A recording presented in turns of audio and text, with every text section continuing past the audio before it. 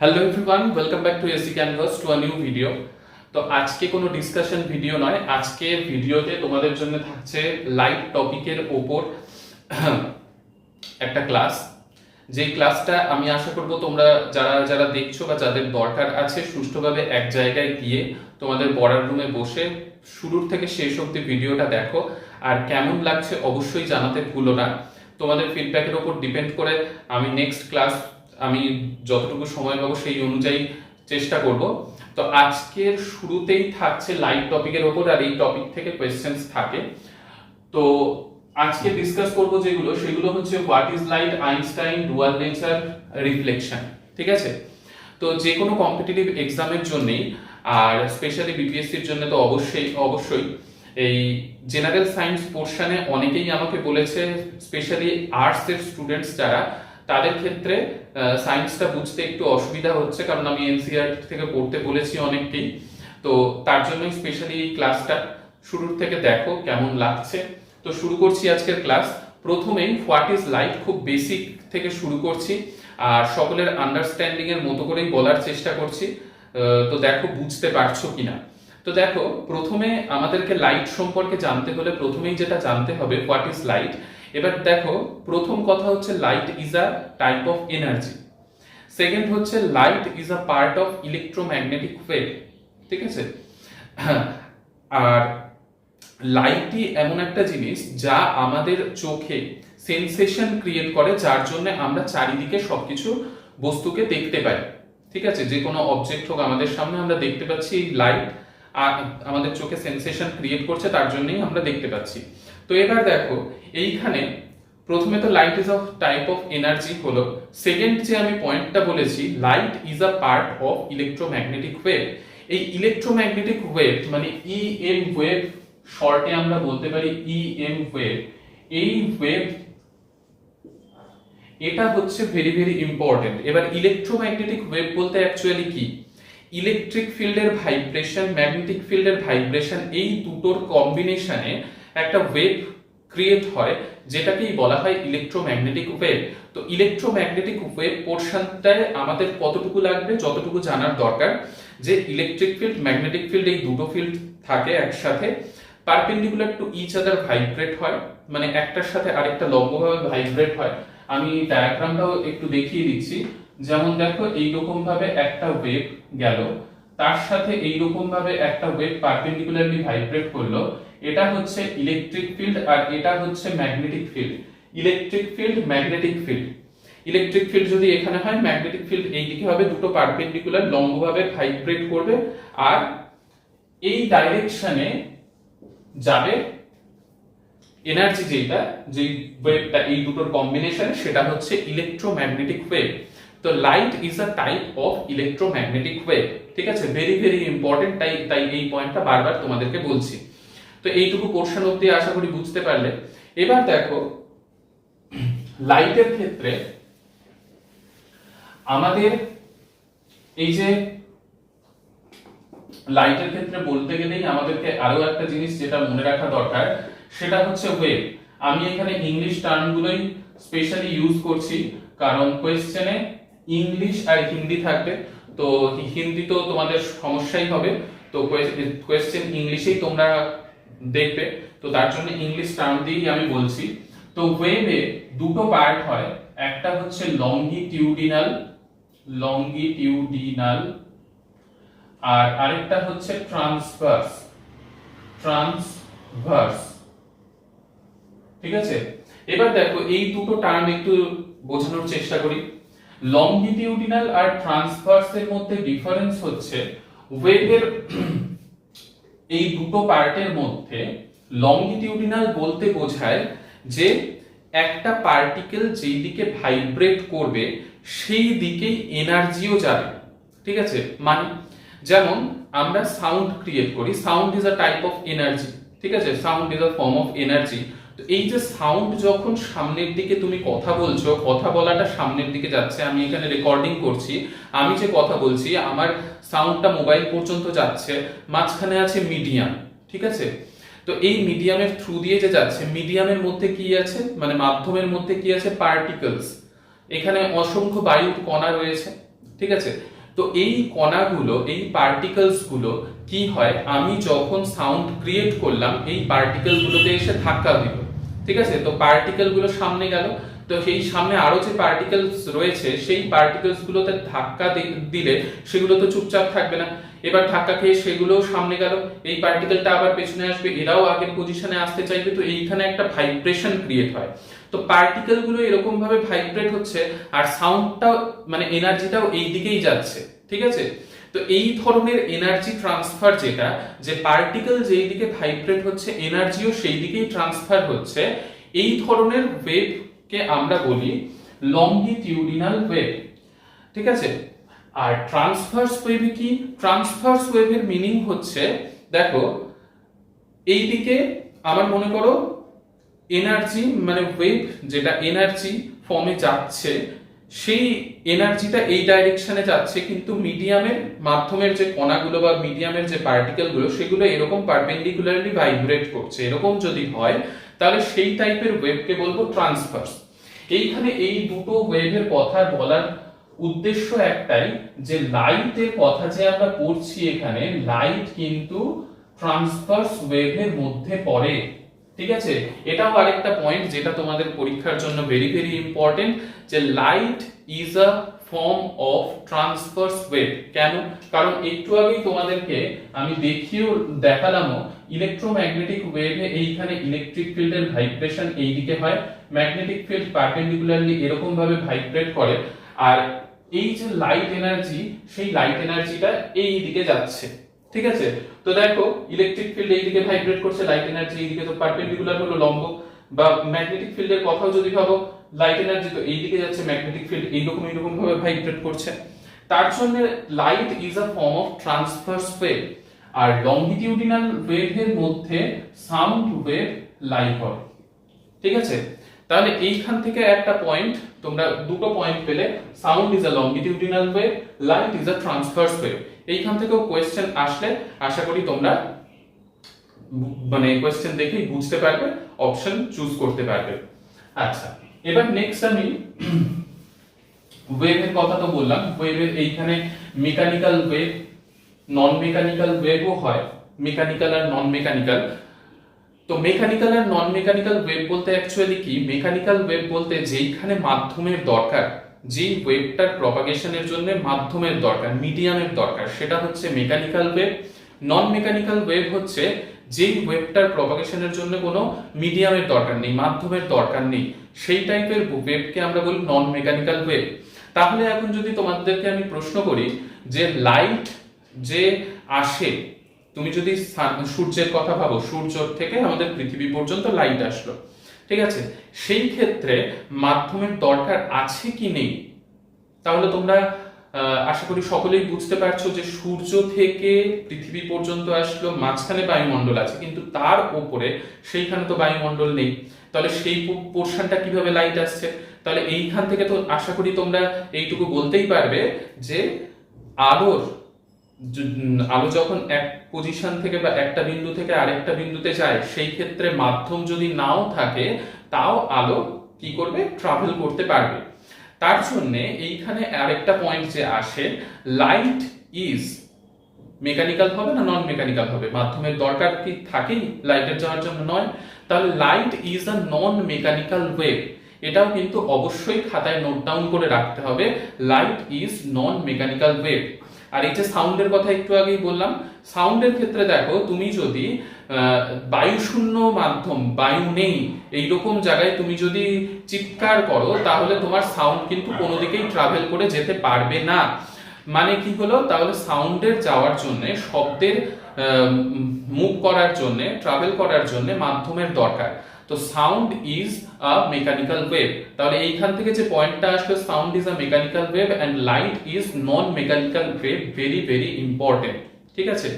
আচ্ছা, তো এই পর্যন্ত আশা করি বুঝে গেলে। তাহলে ওয়েভ সম্পর্কে একটা ধারণা তোমাদের দিয়ে দিলাম। এবার লাইট সেই ওয়েভের মধ্যে কোন পোরশনে থাকবে সেটাও আশা করি বুঝে গেলে এই পোরশন অবধি। এবার দেখো হোয়াট ইজ লাইট, লাইট কি সেটা তো বললাম তোমাদেরকে, আর লাইটের মধ্যে ওয়েভের যে নেচার আছে সেটাও বললাম। এবার দেখো লাইটের ক্ষেত্রে একটা জিনিস মনে রাখতে হবে, যেটা কম্পিটিটিভ এক্সামের জন্য ভেরি ভেরি ইম্পর্টেন্ট, সেটা হচ্ছে কি, সেটা হচ্ছে ওয়েভলেন্থ, লাইটের ওয়েভলেন্থ। ভিজিবল লাইটের ওয়েভলেন্থ কি? ভিজিবল লাইট বলতে আমরা যে লাইট চারিদিকে দেখছি। এবার দেখো আরেকটা পয়েন্ট এইখানে খুব ইন্টারেস্টিং, আমরা কিন্তু লাইটকে দেখতে পাই না। লাইটের জন্য আমরা কোনো অবজেক্টকে দেখতে পাই, এটা সত্যি, কিন্তু লাইটকে কিন্তু আমরা দেখতে পাই না। এইটা কিন্তু মাথায় রাখতে হবে, এইখান থেকেও কোয়েশ্চেন চলেই আসতে পারে। তাহলে কি, লাইট দিয়ে, লাইটের জন্য আমরা অন্য অবজেক্টকে দেখতে পাই লাইটের হেল্প নিয়ে, কিন্তু লাইট কিন্তু মানে লাইটকে আমরা দেখতে পাই না। এবার দেখো ভিজিবল লাইট মানে যেই লাইটের জন্য আমরা দেখতে পাচ্ছি বা লাইটের কালার, ভিপজিওরের নাম শুনেছো বা বেনিয়া সহকলার নামও শুনেছো। তো সেই ক্ষেত্রে লাল থেকে শুরু করে বেগুনি পর্যন্ত এই যে পোর্শনটা, ঠিক আছে, তো এই পোর্শনের মধ্যে মানে ভিজিবল লাইট, সেই লাইটের ওয়েভলেন্থ মনে রাখতে হবে 4000 অ্যাংস্ট্রম থেকে 8000 অ্যাংস্ট্রম পর্যন্ত, বা 400 ন্যানোমিটার থেকে 700 ন্যানোমিটার রেঞ্জ পর্যন্ত। এটা কোয়েশ্চেনে একটু ভ্যারিও হতে পারে, 4000 এর জায়গায় 3900 থেকে শুরু করে 7800 অ্যাংস্ট্রম এরকম রেঞ্জ দেয়া থাকতে পারে। মানে মোট কথা মনে রাখতে হবে যে এইটুকু রেঞ্জের মধ্যে থাকলে সেটা ভিজিবল, মানে এটা অ্যাংস্ট্রমে যদি থাকে এক্সামে, আর ন্যানোমিটারে যদি দেয়া থাকে তাহলে 400 থেকে 700 ন্যানোমিটারের মধ্যে। এই অ্যাংস্ট্রম আর ন্যানোমিটার এইটাই কিন্তু এক্সামে বেশি দেয়, হয় অ্যাংস্ট্রমে দিয়ে দেবে বা ন্যানোমিটারে দিয়ে দেবে বা দুটো কম্বাইন করে দিয়ে দিল। তাই এই জিনিসটা কিন্তু মনে রাখতে হবে, এই ভ্যালুটা অবশ্যই তোমাদের মাথায় রাখতে হবে, নোট ডাউন অবশ্যই করে নিও। আচ্ছা, তো ওয়েভলেন্থের কথা গেল, এবার ওয়েভলেন্থ কি এটা জাস্ট তোমাদের জানার জন্য একটু আমি বলে দিচ্ছি যে দেখো একটা ওয়েভকে আমরা ড্র করি এরকম ভাবে, ঠিক আছে, এটাকে বলা হয় পিক, এটাকে ক্রেস্ট, ঠিক আছে, এই এটাকে ক্রেস্ট, এটাকে ট্রাফ, মানে এই দুটোই পিক। তো এই দুটো পিকের মধ্যে এটার নাম ক্রেস্ট, এটার নাম trough, CREST crest, TROUGH trough, ঠিক আছে। তো এইখানে এই ক্রেস্ট থেকে এই ক্রেস্টের মধ্যে মাঝখানে যে ডিসটেন্সটা, বা এই ট্রাফ থেকে এই ট্রাফের মধ্যে মাঝখানের যে ডিসটেন্সটা, বা এইখান থেকে শুরু করে এই পয়েন্ট পর্যন্ত যে ডিসটেন্সটা, এই ডিসটেন্সটার নামই বলা হয় ওয়েভলেন্থ। তো সেই ওয়েভলেন্থের কথা ভিজিবল লাইটের জন্য আমরা এইখানে বললাম, ঠিক আছে। তাহলে ওয়েভলেন্থ জিনিসটা কি সেটাও একটু তোমাদের আইডিয়া আশা করি হয়ে গেল।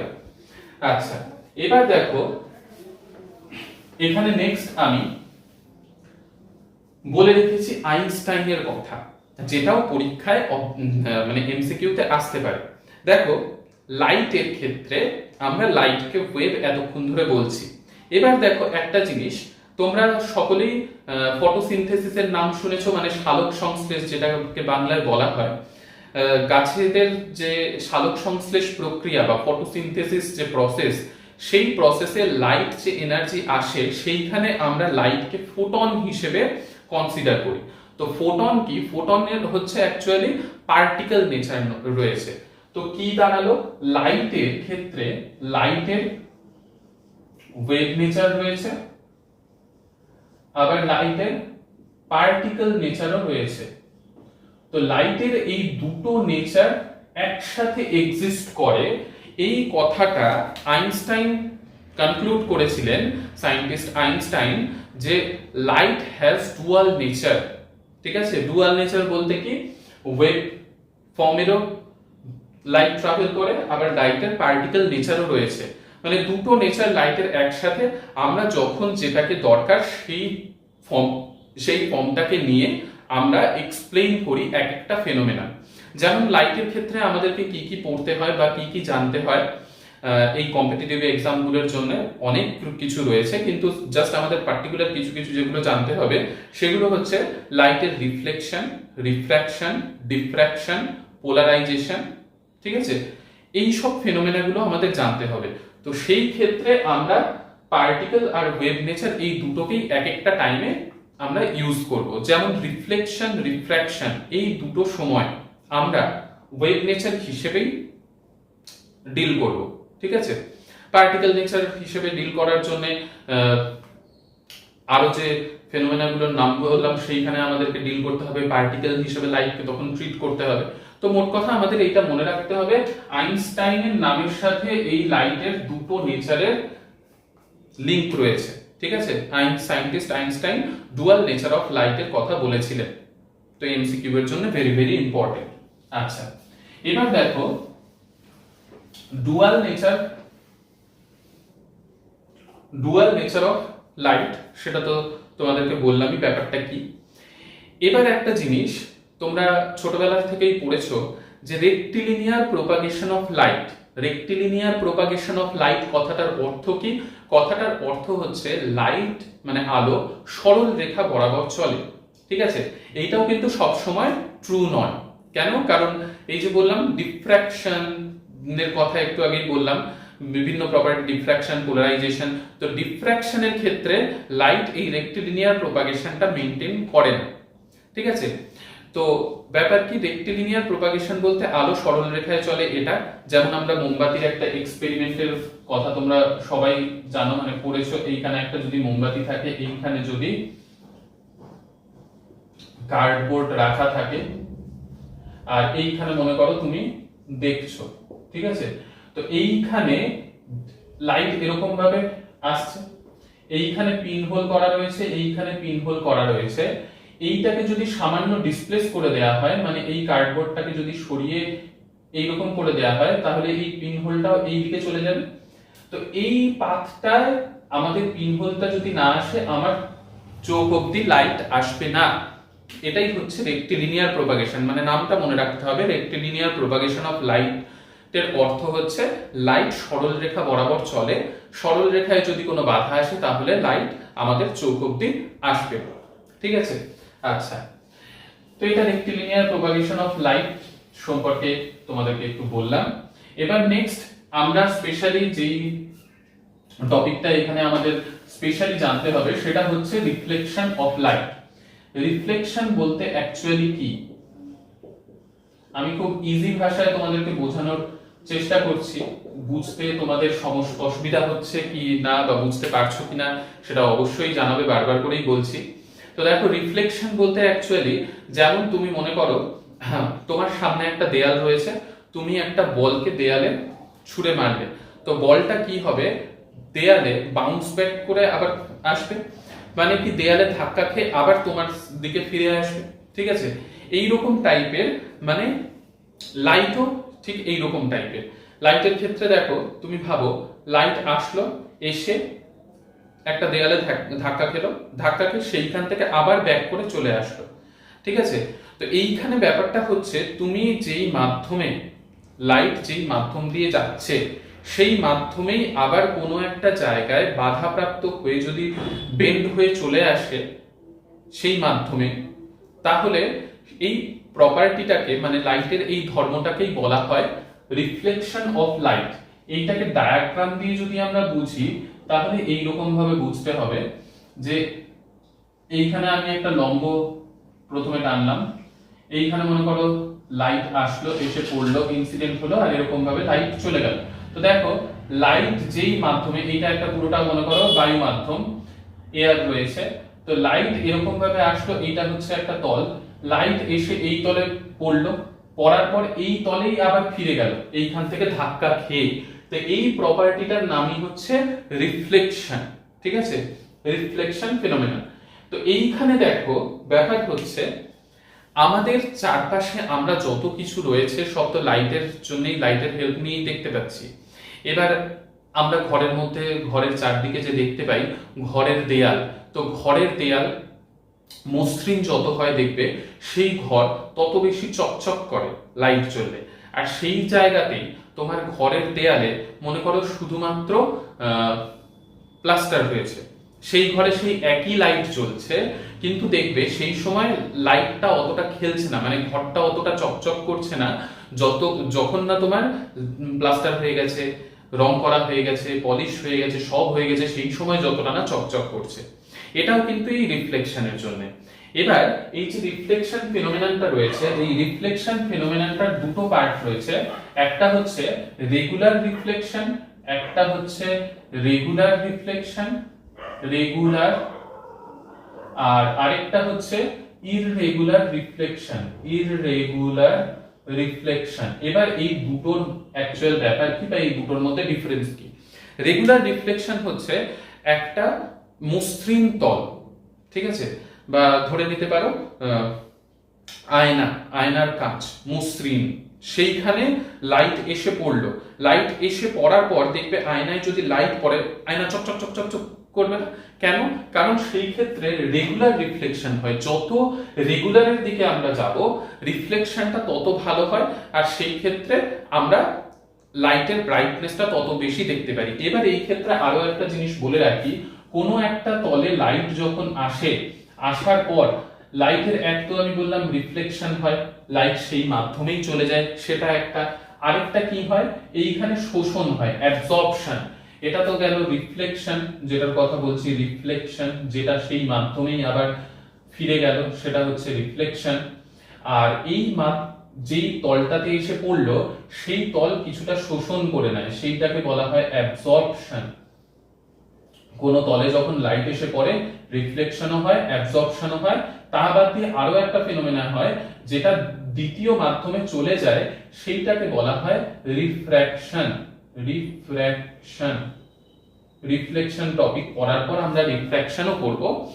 তো রিফ্লেকশন, অ্যাবজর্পশন, রিফ্র্যাকশন এই তিনটে জিনিসই কিন্তু একটা তলে যখন লাইট যে পড়ে তখন এই তিনটে ঘটনাই কিন্তু ঘটে, ঠিক আছে। এই অ্যাবজর্পশনের জন্যই কি হয়, অ্যাবজর্পশনের জন্যই কোনো বডিতে মনে করো লাইট এনার্জি এসে পড়লো, সেটা গরম হওয়া শুরু করে। তো দেখো রেগুলার রিফ্লেকশনের কথা যেটা বলছিলাম, রেগুলার রিফ্লেকশনে কি হয়, যত সারফেসটা রেগুলার হয়, মসৃণ হয়, তত রেগুলার রিফ্লেকশনটা সুন্দর আমরা দেখতে পাই। যেমন আয়নার কাঁচের কথা বললাম, আয়নার কাঁচেরও দেখবি কোয়ালিটি থাকে, যত দামি আয়নার কাঁচ হয় সেই ক্ষেত্রে রিফ্লেকশন তত ভালো হয়। তো তার জন্য যত দামি আয়নার কাঁচ হয় সেইখানে আমরা নিজের যে ইমেজ দেখতে পাই সেই ইমেজটা তত ক্লিয়ার দেখতে পাই, ঠিক আছে। তো রেগুলার রিফ্লেকশনে অ্যাকচুয়ালি কি হয়, এইখানে ধরো লাইট এসে পড়লো, সমান্তরাল ভাবে লাইট রে এসে পড়লো, এবার পড়ার পর লাইট রে সমান্তরাল ভাবেই আবার চলে গেল, সমান্তরাল ভাবে এসে পড়লো, সমান্তরাল ভাবে চলে গেল, ঠিক আছে। এটা হচ্ছে রেগুলার রিফ্লেকশন। আর ইররেগুলার রিফ্লেকশনে কি হয়, তলটা বক্রতল হয়, তলটা মসৃণ হয় না, তলটা হয় বক্রতল। এই ক্ষেত্রে বুঝবো কি করে ইররেগুলার আর রেগুলার হবে কখন, যখন সমান্তরাল ভাবে আলোক রশ্মি এসে পড়লো, কিন্তু পড়ার পর সমান্তরাল ভাবে আলোক রশ্মি এসে পড়ার পর আলোক রশ্মি যখন নির্গত হচ্ছে, বেরিয়ে যাচ্ছে আফটার রিফ্লেকশন, তখন কি হচ্ছে, অসমান্তরাল হয়ে যাচ্ছে, সমান্তরাল থাকছে না। তাহলে সমান্তরাল এসে যখন পড়লো, পড়ার পর আবার যখন সমান্তরাল ভাবে বেরিয়ে গেল বা নির্গত হলো, সেইটা গেল রেগুলার রিফ্লেকশন। আর সমান্তরাল ভাবে আপতিত হওয়ার পর অসমান্তরাল ভাবে যদি নির্গত হয় আফটার রিফ্লেকশন, তাহলে সেটা হয়ে যাবে ইররেগুলার। তাহলে রেগুলার রিফ্লেকশন, ইররেগুলার রিফ্লেকশনের মধ্যেও আশা করি তফাৎটা তোমরা বুঝতে পারলে। এবার রেগুলার রিফ্লেকশনে স্থির জলের উপরের যে সারফেসটা, সেটা একটা রেগুলার রিফ্লেকশনের সারফেস হিসেবে কাজ করে। মসৃণ কাঁচ, সেখানেও রেগুলার রিফ্লেকশন হয়। কিন্তু আমাদের বাড়িতে ঘরের দেয়াল যে হয়, সেই দেয়ালে দেখবে, ওই যে আমি বললাম একটু আগে একটা উদাহরণ দিলাম, যে যখন রং করা হয়নি, পলিশ করা হয়নি, তখন দেখবে ঘরের আলো খেলবে না ভালো। কিন্তু যখন রং করা হলো, পলিশ করা হলো, সেইখানেও রঙের ওপর ডিপেন্ড করে, কোন রং বেশি ব্রাইট দেখায়, কোন রং অতটা ব্রাইট দেখায় না। তো সেইখানেও আলোর খেলাই কিন্তু চলে, রিফ্লেকশন চলে। তো আমাদের ঘরের দেয়াল পুরোপুরি মসৃণ হয় না, পুরোপুরি যদি মসৃণ হতো তাহলে সেটা কাঁচের মতো বিহেভ করতো। তো পুরোপুরি মসৃণ হয় না বলেই সেই ক্ষেত্রে কিন্তু ইররেগুলার রিফ্লেকশন হয়, বা সিনেমার পর্দা বলতে পারো, সেইখানেও কিন্তু এই ইররেগুলার রিফ্লেকশনই হয়, ঠিক আছে। তাহলে রেগুলার আর ইররেগুলার রিফ্লেকশনের মধ্যে তফাৎটা আশা করি তোমরা বুঝতে পেরে গেছো। এবার নেক্সট আমি ডিসকাস করব যেটা, সেটা হচ্ছে রিফ্লেকশন যে প্রপার্টি, এই রিফ্লেকশন প্রপার্টির ল রয়েছে, সেটা হচ্ছে ল অফ রিফ্লেকশন। এর কিছু নিয়ম রয়েছে। কি নিয়ম? দুটো নিয়ম, কিছু বলতে দুটো নিয়ম রয়েছে ল অফ রিফ্লেকশন। ফার্স্ট নিয়ম যেটা, ফার্স্ট ল অফ রিফ্লেকশন যেটা, সেটা হচ্ছে ইনসিডেন্ট রে, রিফ্লেক্টেড রে and normal at the point of incidence all lie in the same plane।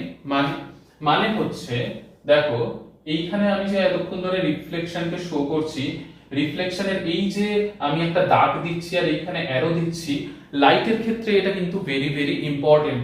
এই দাগটা দেওয়ার পর তুমি যদি এই অ্যারোটা না দাও তাহলে লাইটের ওটা মিনিংই বোঝাচ্ছে না। লাইটের এই সাইনটা অ্যাকচুয়ালি একটা দাগ দেওয়ার পর সেইখানে একটা অ্যারো, এটা অ্যাকচুয়ালি বোঝায় একটা রে কে, রে অফ লাইট কে। এটা বোঝায় কি, একটা রে অফ লাইট কে বোঝায় এই দাগ দিয়ে একটা অ্যারো। ঠিক আছে, তো এইখান দিয়ে রিফ্লেক্ট হয়ে বেরিয়ে গেল। এইখানে কি বলা হচ্ছে ফার্স্ট লতে, ইনসিডেন্ট রে মানে এই রেটা ইনসিডেন্ট রে, যেটা বেরিয়ে গেল সেটা হচ্ছে রিফ্লেক্টেড রে। তাহলে ইনসিডেন্ট রে, রিফ্লেক্টেড রে, আর এই পয়েন্টটা হচ্ছে পয়েন্ট অফ ইনসিডেন্স। এই পয়েন্টটাকে বলা হয় point of incidence, point of incidence. এই পয়েন্টটার নাম, এই পয়েন্টটার নাম কি, পয়েন্ট অফ ইনসিডেন্স। তাহলে ইনসিডেন্ট রে, রিফ্লেক্টেড রে, আর এটা হচ্ছে normal at point of incidence, all lie in the same plane. দেখো এটা বোর্ডের প্লেনের উপরেই লাই করছে। এটাই হচ্ছে ফার্স্ট ল অফ রিফ্লেকশন। আর সেকেন্ড ল কি, সেকেন্ড ল হচ্ছে incident angle and reflected angle both must be same. Incident angle equal to reflected angle. Incident angle হঠাৎ করে কোথা থেকে আসলো, এই যে নরমাল যেটা, এই নরমালের সাথে ইনসিডেন্ট রে যতটা কোণ করে থাকে সেটা হচ্ছে ইনসিডেন্ট অ্যাঙ্গেল, আর এই নরমালের সাথে রিফ্লেক্টেড রে যতটা কোণ করে থাকে এই কোণটার নাম হচ্ছে অ্যাঙ্গেল অফ রিফ্লেকশন। তাহলে এটা অ্যাঙ্গেল অফ ইনসিডেন্স, এটা অ্যাঙ্গেল অফ রিফ্লেকশন। তো এই দুটো কোণের মান যেরকম টাইপেরই রিফ্লেকশন হোক না কেন, রেগুলার হোক ইররেগুলার হোক, যে কোনো টাইপের রিফ্লেকশন হোক না কেন, সেই ক্ষেত্রে ইনসিডেন্ট অ্যাঙ্গেল আর রিফ্লেক্টেড অ্যাঙ্গেল এই দুটো কি হবে, এই দুটো সেম হবে, সেম হতেই হবে। ঠিক আছে, তো আশা করি তোমরা আজকের ভিডিওতে যা যা আমি বললাম শুরুর থেকে এখনো পর্যন্ত, আজকের ভিডিওটা এইটুকুই রাখছি। তোমাদের ফিডব্যাকের অপেক্ষায় থাকবো। কেমন লাগলো অবশ্যই জানিও, আমি সেই হিসেবে নেক্সট ক্লাস ডিজাইন করব। কোথাও যদি বুঝতে এতটুকুও সমস্যা হয় অবশ্যই কমেন্ট সেকশনে জানিও, ভালো লাগলেও অবশ্যই জানিও। তো ঠিক আছে, নেক্সট ভিডিওতে আবার তোমাদের সকলের সাথে দেখা হচ্ছে। সুস্থ থেকো, ভালো থেকো, বাই।